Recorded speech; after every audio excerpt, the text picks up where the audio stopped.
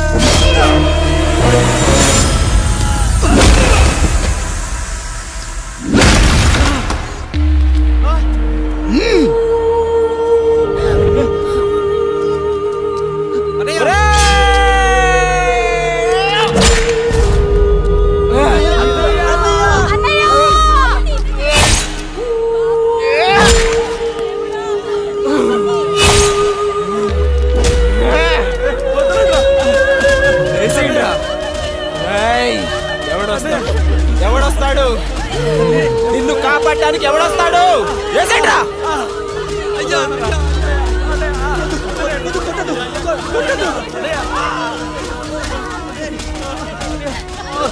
కష్టం వస్తే ఒక్కసారి నాన్న అని పిలవరా ఆ సమాధిలోంచైనా లేచొస్తా